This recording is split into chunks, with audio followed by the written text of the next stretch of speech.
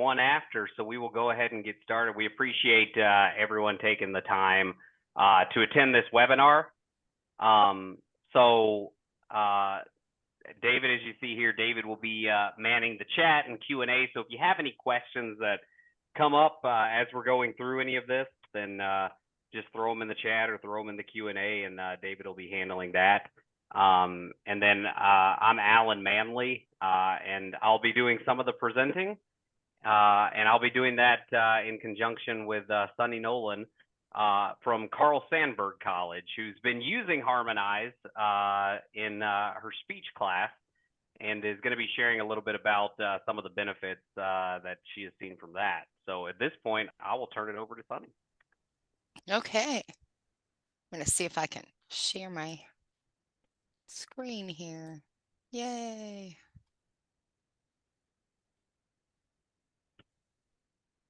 I know Zoom is super easy, but we use Microsoft Teams at my school. So I always have to stop and think because they're just a hair different. I'm Sunny Nolan, and Carl Sandburg is not, if you haven't heard of us, we're a relatively small school in Galesburg, community college. Trying to think of there's other things around us. But one of the things that I found with Harmonize, and one of the reasons that I absolutely am in love with it, in my public speaking classes, one of the things that we're always struggling with is student anxiety, public speaking anxiety, communication apprehension, however you want to label that. So one of the things that I have done for a million years is make them record their speeches.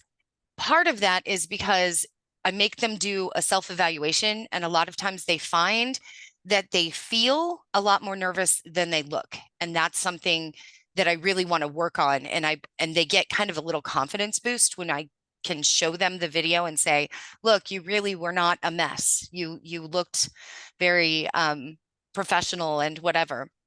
And this is I've blocked out the rest of my students. This is actually my son. He was forced to take my public speaking class a couple of years ago, and he was not very thrilled with it, but that's why I'm using his picture. The other thing that these videos help them to do is feedback and analysis, because they get to watch other people's speeches.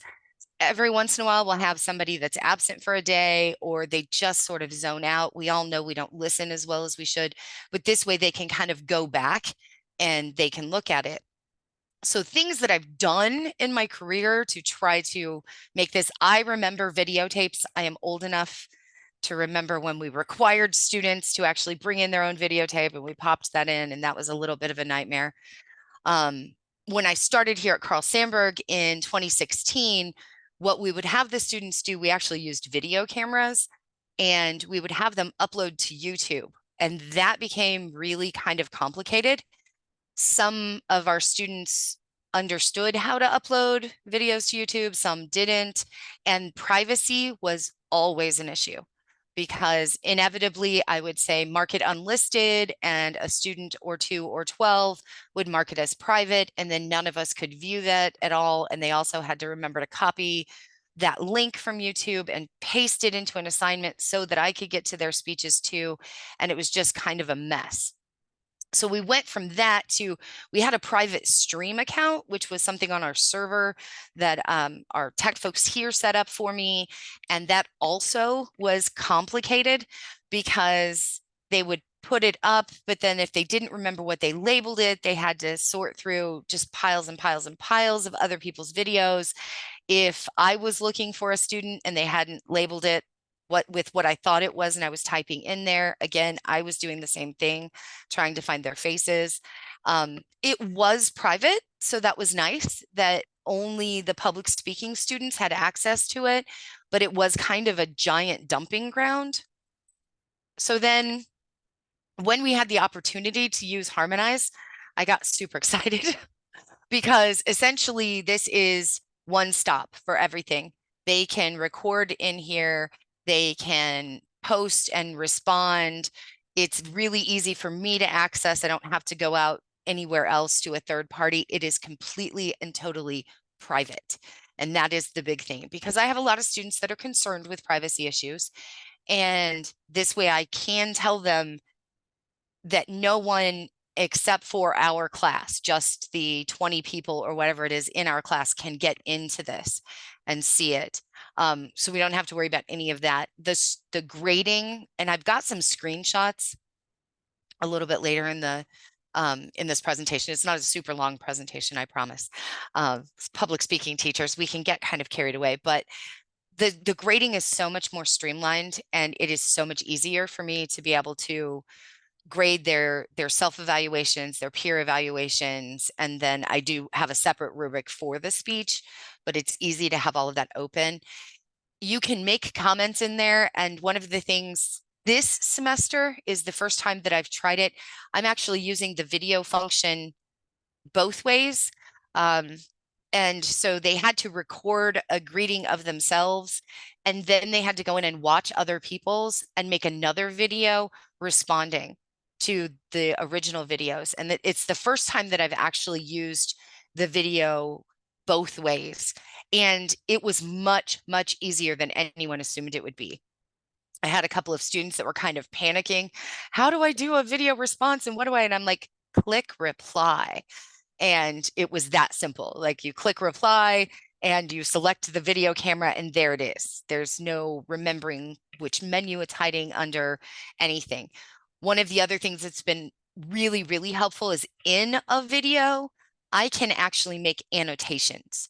And this is something that if I want to point out to a student, you did this really, really well, I can actually mark it, time mark it, and I can put an annotation in there, and they can go back to their video and click next, next, next, and it takes them right to that spot on the video.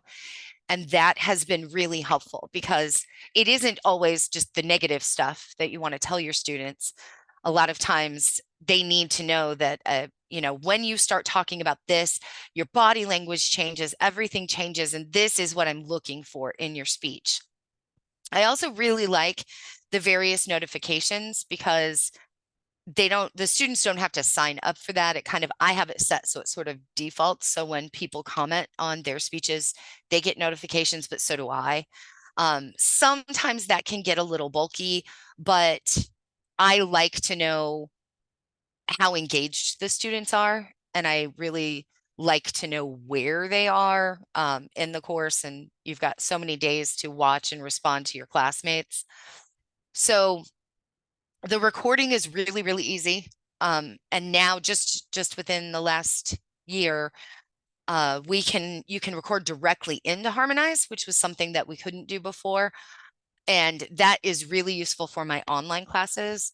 I suppose I'm not sure I said clearly back when I was talking about making my students record. We do record these in the classroom while they present. So this isn't something that they do on their own. But for my online classes, they don't have the video camera set up, the iPad set up, whatever it is that I've got here. And so it's easier for them. Then they don't have to worry about how much memory is on their phone or anything like that. They can just record directly into Harmonize, and that's really helpful. There's also an auto grade feature if you're just having them post and you want a specific thing. You can set it to a word limit, or my intro activity is just they have to post a video and then they have to make video responses. So I was able to set it so it kind of auto grades that, and then I can go back and go, wow, that's really cool. This semester too, I don't know if anyone else has the unfortunate experience of using Moodle. I don't love Moodle. That is very, very sad, but that is our LMS, and it doesn't always function the way that we want it to. And a lot of third-party stuff doesn't get along very well with Moodle, but I haven't had a problem with Harmonize. And the forum and discussion posts, the ones that we have always used in Moodle, are now going away. So we can't use those anymore. And I fought with a different kind over the summer, and I didn't like it. And I have completely gone, I use Harmonize for everything now. So the students can not only post their speeches in there and do their peer reviews, but it looks exactly the same when they're doing forum responses. So they can read my instructions and they can post, and that's great. But I can set the word requirements and the date fields. And I've got some screenshots, and I know this is I don't know, kind of boring, but as a teacher, this is the stuff that really, really excited me, that when you decide you want to add things, there are multiple different things that you can do with your students. Right now in my interpersonal communication class, I'm using the discussions because it keeps them engaged and moving. It's a blended course, so we're only together one day a week for an hour and a half. And then the rest of the week, they have to continue to talk back and forth. I haven't used the chat feature for that reason yet, but I know that I will. I just haven't expanded myself to that. This is just more content, all of the various things that you can decide that you want the class to work on. And I think this PDF annotation, I really think would be amazing if I still taught Comp 1 and Comp 2. But since I'm in public speaking now, I have not needed to use that yet. And this, I guess it depends on the LMS that you use, but again, I don't love Moodle, but I love that I can set these dates. So it opens at a certain point. I'm not sure if any of you have had the experience, but sometimes my online students will decide that they really want to work ahead. And there's a reason that we're not talking about all of these things at the same time. So I keep telling them, like, don't go 6 weeks ahead because you don't really know what to write in there yet. And I'd rather not have to read garbage. So I like that I can actually set it. This is when you can turn this assignment in, that I can have a due date, and then I can also have a cutoff date. Especially, I do it with my on-campus classes, but also my online classes. I have the Sunday is kind of the oh crap day where everything is due on Saturday at midnight, but I tell them Sunday is that one little buffer zone that you have, that if you haven't turned it in, then you better get it turned in on Sunday, because then everything else will shut down. But here you just put your prompt in. I haven't generated any prompts because I'm pretty specific about the writing prompts that I use, but I think this would be really interesting, especially if I was basing it on a reading. I just haven't used the AI generation yet. So this is an example of one that I use in my interpersonal class. We watched the film Enemy Mine.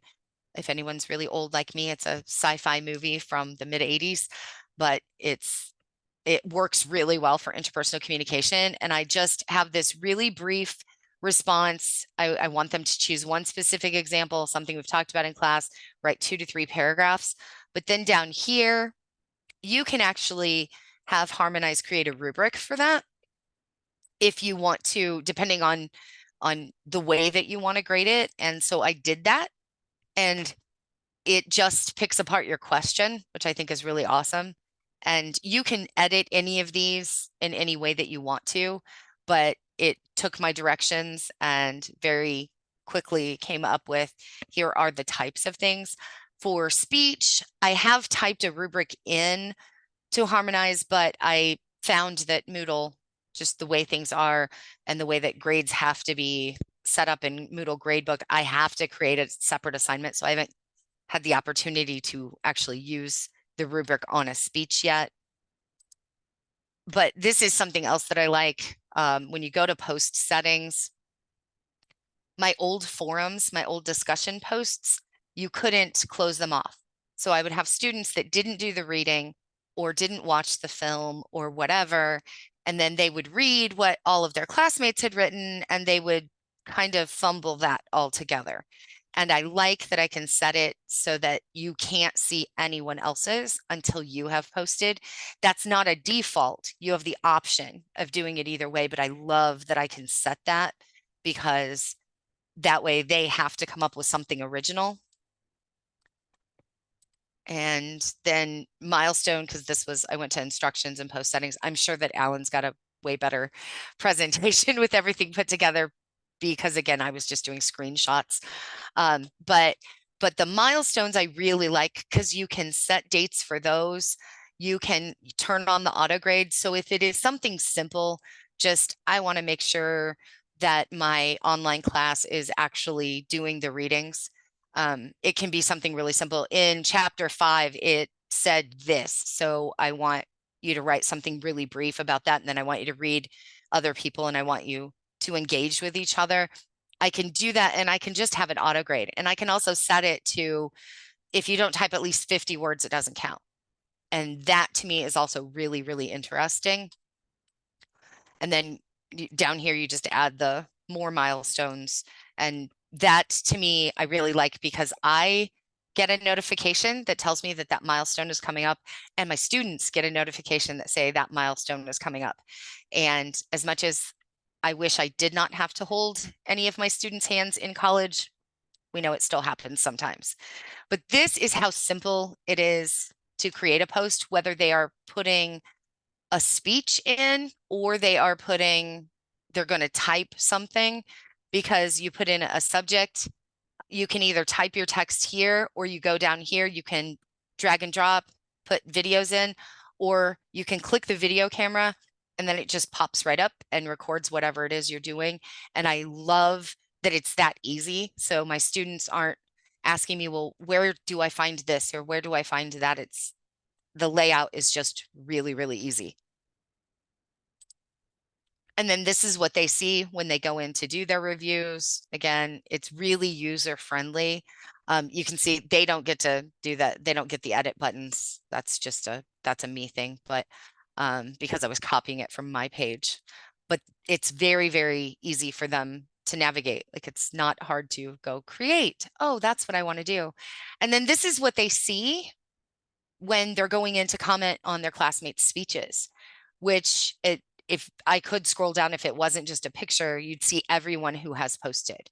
And it shows how many comments have been made on each one. You can sort it, newest, oldest, whatever. This is one of my favorite screens, because very quickly I can just look at this screen and I can see who has posted. I can see who has commented. I can see the grade that I've put in, so I know that I've already graded it. I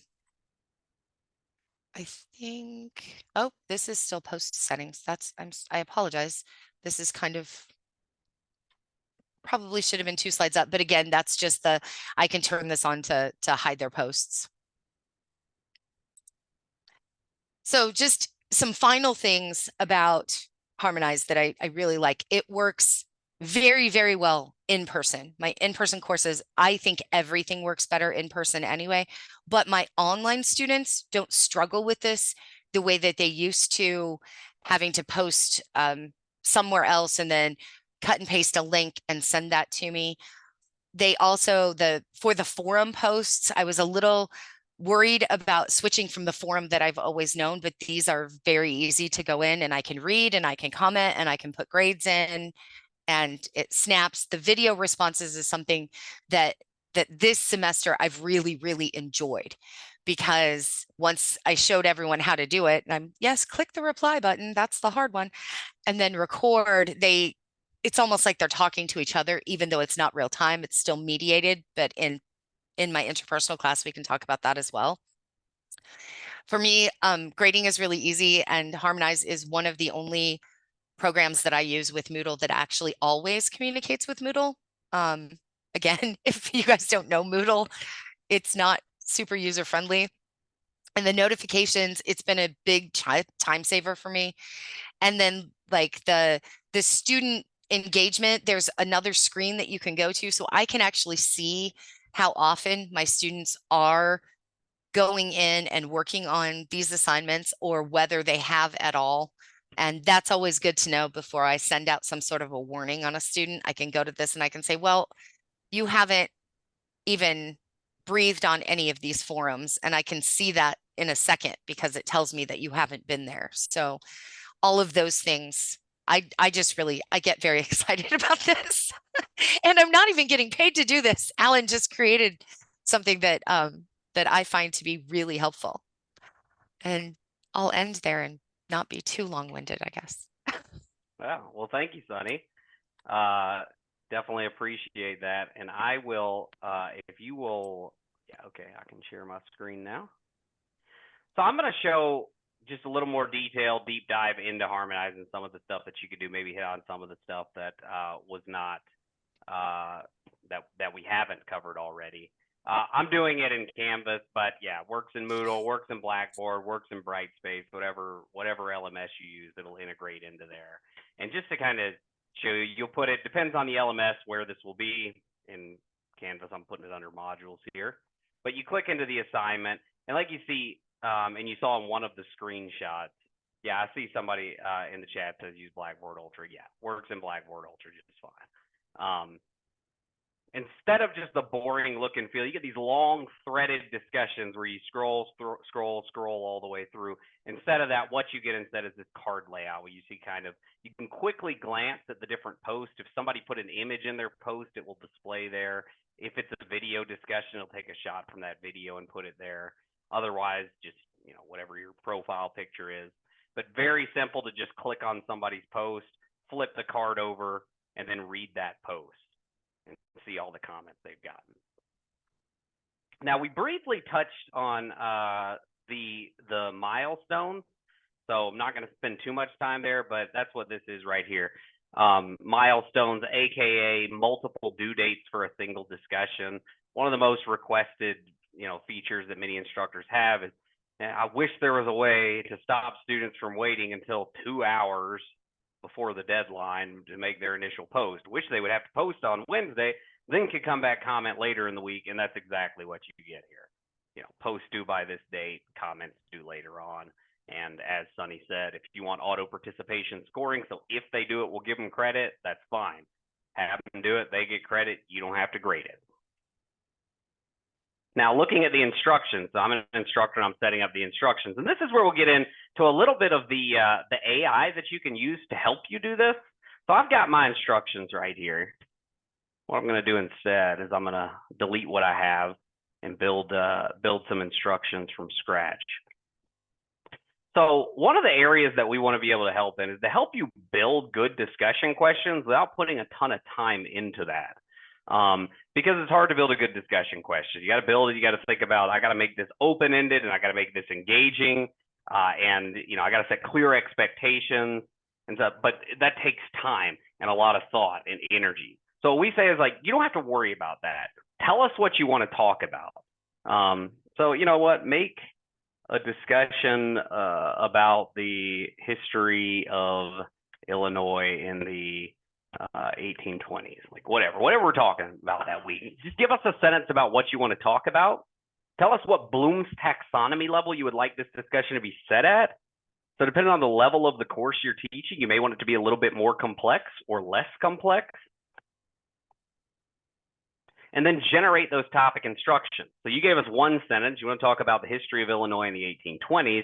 Now we will write the discussion prompt, the discussion question for you so that you don't have to. Coaching it on Bloom's taxonomy, coaching it on textbook interaction strategies for higher education discussions, and best practices in instructional design. You get, a really good discussion prompt, and it takes like 5 seconds to generate. Now, of course, you can critique it. Tell it to make it a video-based discussion. Tell it to make it a peer critique, a debate, whatever you want. You can always give it some critique. But when you get it looking the way you want, add it to your topic instructions. Now you've got your discussion question just like that. Then you want a rubric to accompany that. So oftentimes we know, this course has a generic rubric that we use for all of our discussions.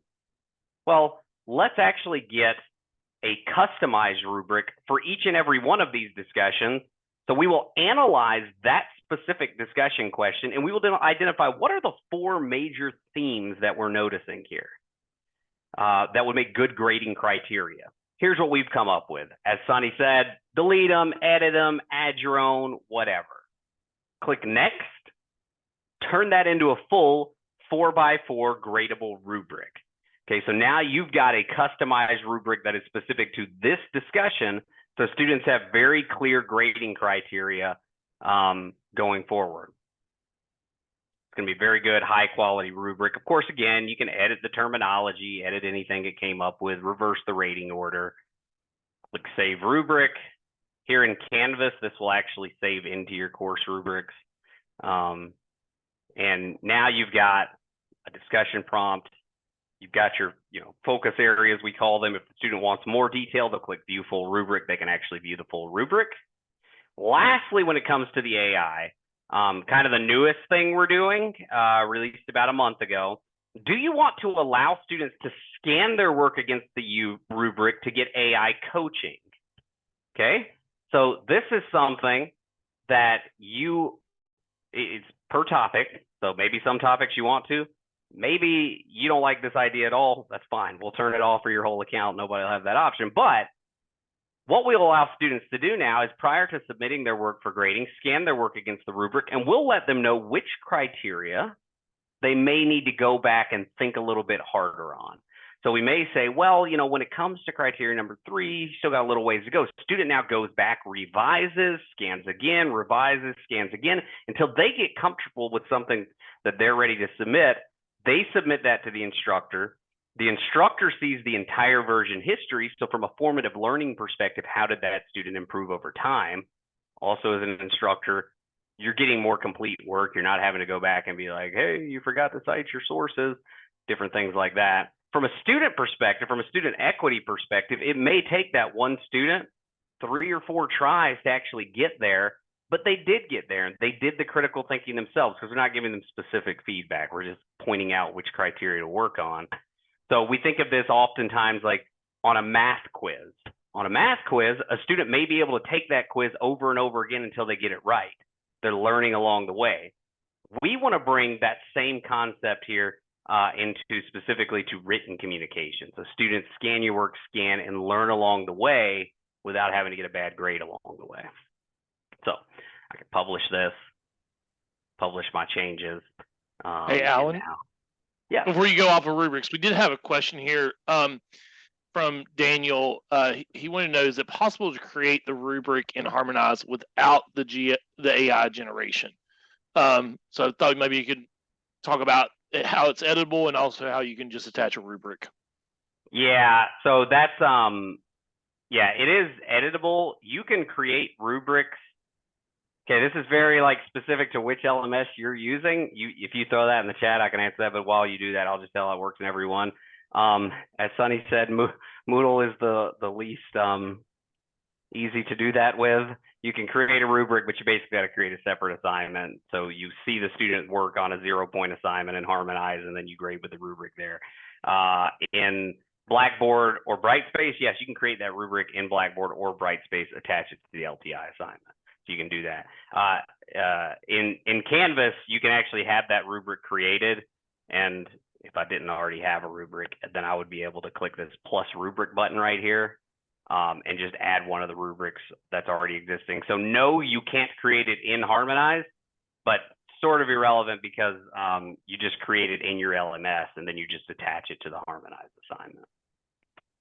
Works best integration-wise with Canvas, but you get varying functionality. Yeah, okay, so I'll see Brightspace. Yeah, Brightspace is pretty good because you can actually, like, when you go into the, you can go into that, I can't remember, existing activity when you create it in Brightspace, attach the rubric there. And so you'd open up that rubric in another tab and see the student's work there. But when you grade the rubric, it will in fact be grading that Harmonize activity. And so students come in and students will create their posts. So I'm a student, I click create post. Again, I could type, but I could just open up my video camera. That's a lot easier. So open up your video camera, start recording. Talk about duration. That's completely your call. Do you want it to be, probably no one wants to grade 60-minute videos. You can set that anywhere from 1 to 60. So if you want it to be 5-minute max, 15-minute max, totally your call.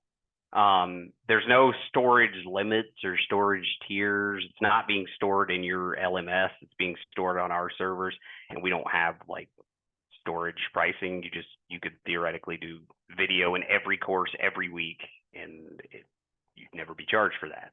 But you've got the video, or alternatively, the screen share. So students, I want you to put together 3 to 5 PowerPoint slides. I want you to share your screen. And then I want you to come in here and I want you to talk through that PowerPoint. So screen share directly in here as well. Both videos and screen share are automatically captioned for accessibility.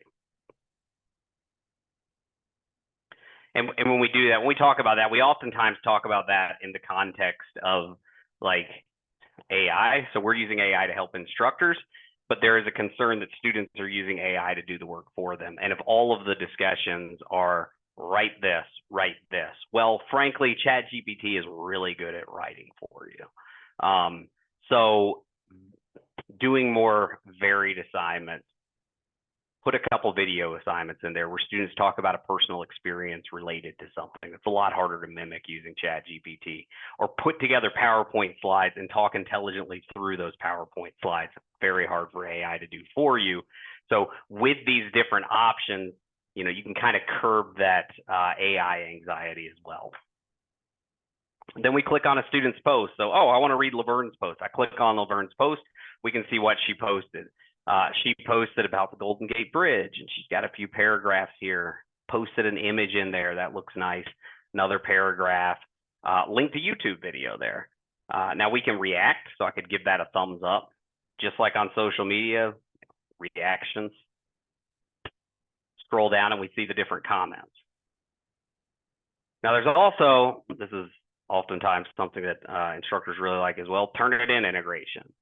I think if you use Moodle, your Moodle discussions integrated with Turnitin. I know for sure if you use Canvas or Blackboard, they do not, and I don't think they do with Brightspace either. So it's a big pain point of like, Turnitin doesn't integrate with our discussion tool. Well, we're a Turnitin partner, so it doesn't matter what you use, any LMS, you automatically get Turnitin checking on all student submissions. Gives you the badge, you click it, it'll automatically open up that Turnitin report so you can see exactly where that work came from. Was this plagiarized? Well, yes, and 93% of this is prior submitted work. If your institution has the AI detector turned on, then you will actually see the AI score as well. If you don't, you won't see that. We just link to your existing Turnitin account. And so we see the students post. Now, talking about annotations, because Sunny hit on this as well. Maybe I'm a student and I want to respond to this discussion post, not by typing a 150-word comment, but instead I want to respond by drawing on that image that my classmate posted. So it will open a comment box with this image below, where then I will be able to come in here and I'll be like, yeah, I'm going to respond. I want to draw something here and, you know, make a comment here. Draw a box around this and say something here, comment. So you have this ability to do annotations on each other's work as well. I'm showing it on an image now, but not only an image, it could also be, like we say, on videos or screen shares as well. So here's a student who recorded a video. That guy looks familiar. We can see here that this student has actually gotten time-stamped annotated feedback at certain points in that video. So the whole concept of what you're doing with the discussions, it doesn't have to be type a 300-word post and type 200-word comments. I mean, the discussion can be record a video, give timestamped annotated feedback to your classmates, record a screen share, give them timestamped annotated feedback. So just a lot more options of what you're able to do. Time to grade, so you have a grading interface. In Canvas, it's in SpeedGrader. Other LMSs, you have a grading interface we provide you as well, where you can see, here's this student, what did the student do? Or we can see her revision history here. So we can see like, oh, well, the first post looked like this. It looked like she scanned and revised her work and was able to add some here. So you can see if the students revised. The more cheeky use of this tool, I guess, would be like, and Sunny, you mentioned this, like you can hide student posts until they make their own posts. They can't see other people's posts and comments. One of the ways students get around that is that they post a period and then they read everybody else's and they go back and edit theirs. Well, with the version history we provide you, you would be able to see if they did that. Did they meet their multiple due dates on time? That student made their post on time, but did not make the comments on time. Because I set auto grading, it automatically populates a 5 out of 10 because I put 50% of the grade here for the post and the other 50% for the comments. So we can do that auto grading or with the rubric. If you remember, I just created this rubric in front of your eyes a few minutes ago. There it is, ready to be graded. We can see everything the student's done. This student has made 1 post and 1 comment. She's given 2 reactions. She has received 6 comments and 3 reactions on her post. So probably a pretty good post. How are other people interacting with this student's content? And this student's even looked at 7 out of the 15 posts in this discussion. So even though she did miss one of her comments, she was late on her comments, the student does appear to be engaged. She's at least clicking on and reading or watching other people's posts. Here is the one comment she made below. I don't have to open another tab to figure out who she's commenting on, though. We can show you the context of that comment right here. It could be everything you need here in one interface, the Turnitin score, the revision history, did they meet those multiple due dates you set up, and some additional statistics with the rubric. So you grade, takes you to the next student. Doesn't matter what LMS you use, it connects with a grade book. So whatever you grade, it's going to automatically sync.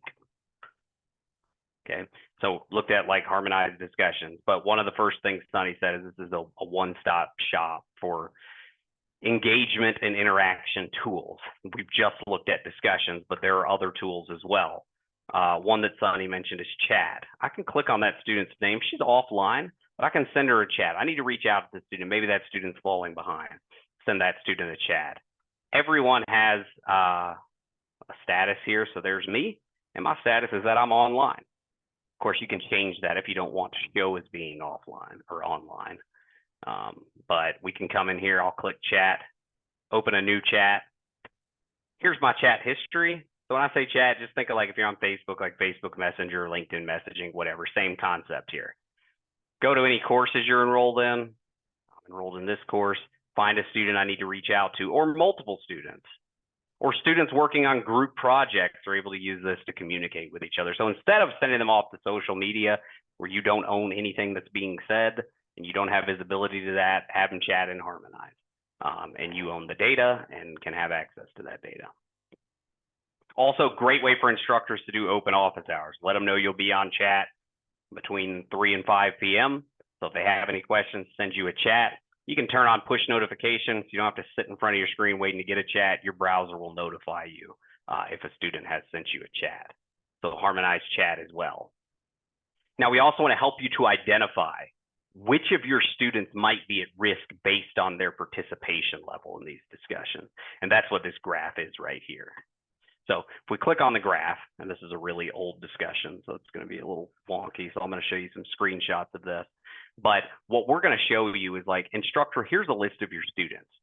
We want to help you to identify which students need your help the most. Okay, 29 of your students, they're on track. They're doing great. Let's not focus on those. We know we need to reach out to students, but can't reach out to everybody all the time. Let's try to reach out in an equitable manner. Let's reach out to the students who need us the most. Here are our at-risk students. For example, Flora is high risk. Her trend is worsening because in week 1, she was on track, and now her risk factor has climbed each week. Why is she at risk? We spell that out for you in plain English here so that you're able to see and you're able to know what to say when you reach out to that student. You click the reach out button, and it'll give you the option to send a chat, comment on their post, or send them an email directly. So an easy way to identify students and reach out with one click of a button. If you want more detail, click the Activity Over Time tab, and there we will show you how is this student doing in comparison with their classmates in the different categories that we look at. So we look at connectedness with peers.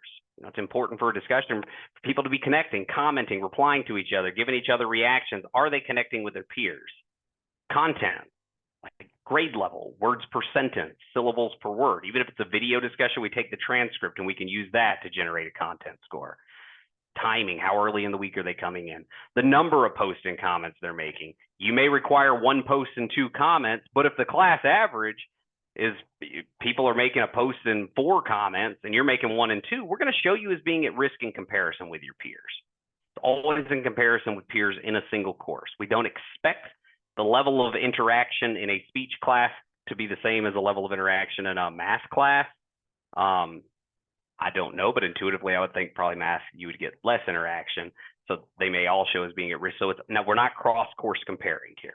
We're showing you in comparison with your classmates in this section or this course, you know, what does it look like? So we show you this. And when you reach out, it's logged automatically. So you're able to see exactly how often you've reached out to a student.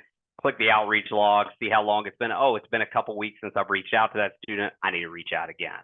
Or, you know, if the student says, well, instructor never talked to me. Well, actually, it's in the outreach log. You can demonstrate that you did, in fact, reach out to that student. So looked at discussions and chat and the engagement tracking. In addition, you also get, and Sonny, you touched on this briefly, the PDF annotation tool. So a different type of discussion. Typically, when we think of discussions, we think of I lecture and then I send you to a discussion board to make a post and comment on each other's post. That's one type of discussion. Another type of discussion would be I upload some content that I want you to read, and then I want each of you to come in here, and on each page, I want you to highlight text and add your comment directly to that document, video, screen share, image, whatever it is, in this case, a document. And I want you to add a comment this way. Then I want you to go back and find 2 of your classmates' comments. I want you to click on that comment, and I want you to reply to that person's comment. It will automatically tag the person in the reply. You do get tagging as well. And you respond to that person's comment. So sort of like a discussion, but it's this idea of social annotations. You get a full social annotation tool here with Harmonize as well. Okay. Also similar to a discussion, but not in the same sense, would be a Q&A board. So we can have a course Q&A board, or we can have individual specific topic Q&A boards where this is not graded. But if you have any questions, instead of everybody emailing the instructor the same question 20 times, if you have a question, go to the Q&A board and just ask your question. Okay, we're not hacking the discussion boards to make them a Q&A board. Q&A is not graded. It's there if students need it. If you need to still have the same buttons, if you need to screen share a problem you're having, do that. If you need to record a video or just type out your question here. With the Q&A board, of course, you may want to allow students to ask anonymously. You have that option. So each instructor's call so that they're not embarrassed to ask their questions. Students can, of course, search, make sure their question hasn't already been asked. And if you do find your question, it can be difficult to sift through maybe 20 responses you've gotten to know, well, I got 20 responses. What's the right answer, though? The instructor can mark any answer as best answer. And so everybody's able to see that. So everybody else who had that same question sees that this is the right answer. And finally, last thing I'll show you, Harmonize polling. A great way to get students engaged early on in the week would be to give the student just a little bit of content to look over. Could be an article to read. It could be a video that you record as an instructor. It could be a screen share you did. In this case, I'll link to YouTube video where now I want the students to come in and I want them to watch this video. And then I want them to respond to the polling questions about that video. So I give them several different questions. Of course, I can download the poll results so I can see a summary, kind of get a feel for early in the week, where does this class stand on knowledge about this subject, get a summary results or a list of poll participants. Polls can be graded or ungraded. So a lot of folks use polls for attendance tracking. If you participated in the poll, it's going to throw whatever score you put into the grade book so you know that person was there. So in a nutshell, that is what you get with Harmonize. You get this suite of engagement and collaboration tools to help better engage both in person and especially online learners, give them a better experience, better student satisfaction, better student engagement, all while implementing some tools that help make it easier for the instructor, building their instructions and rubric, easy grading, etc. So we have 15 minutes till the top of the hour. If there are any questions, we will, if you were saving them till the end, please feel free to throw those into the chat. We will get those answered. Alan, we had one, and I think you, I don't know if you saw it or not. They were asking about how to access Harmonize. Maybe just kind of go over some information there about how they could access Harmonize. Yeah, okay, that's a good question. Yeah, so like you see it and you're like, oh yeah, I'd like to try that. So we do offer a free 1 semester pilot. So we work with the institution to, if you look at this and you're like, oh, it looks pretty good, but I'd actually like to try it myself. Great. Let's get, 3, 4, 5, 10, 20 instructors. There's no limit. And let's pilot this. Pilot it in several courses, live courses for an entire semester, and see if it works. If it works, then you would move forward with an annual subscription cost. So we have an annual license that we sell. It's based on the number of students who would use it. That can be based on full-time equivalency number, or it could be a smaller one for a specific college or specific department. but we give you that free semester-long pilot to try it out. And then you make a decision if it works. If it didn't work for you, you didn't get great results, you didn't pay for it, so nothing lost, right? And if it does work, move forward with a subscription fee.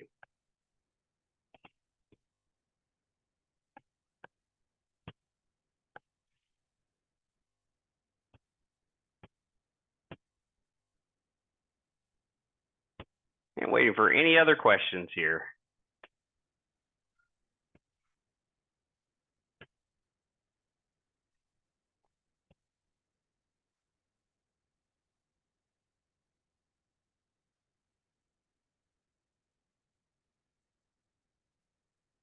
Okay, and I see a question in the chat there.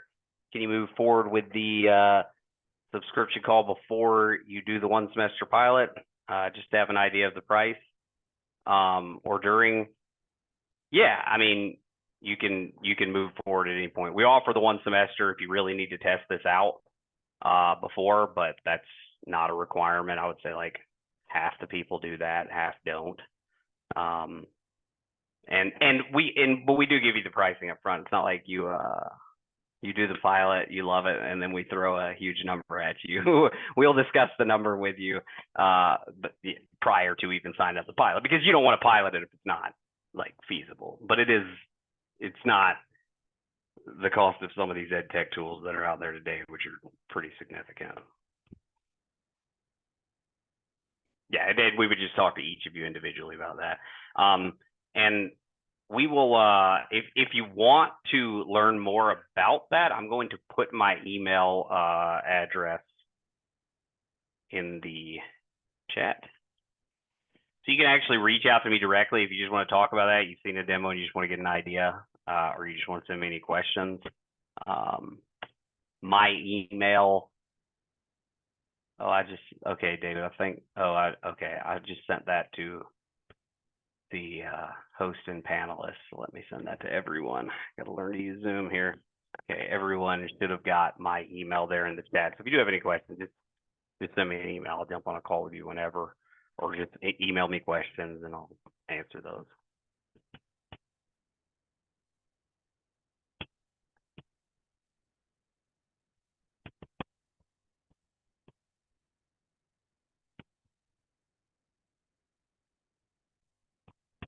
Well, I don't see any other questions. So if there are none, I appreciate everyone taking the time, and please do feel free to follow up. This, David, I assume this recording will be available on our website at some point?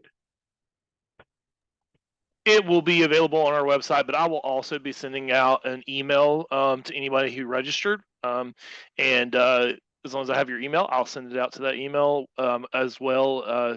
Sunny graciously already sent me over a copy of her slideshow, and I'll include that in the email as well, so you have access to that. Excellent. Well, again, I appreciate everyone taking the time, specifically Jeff Newell, who's on this call as well, who helped put this together.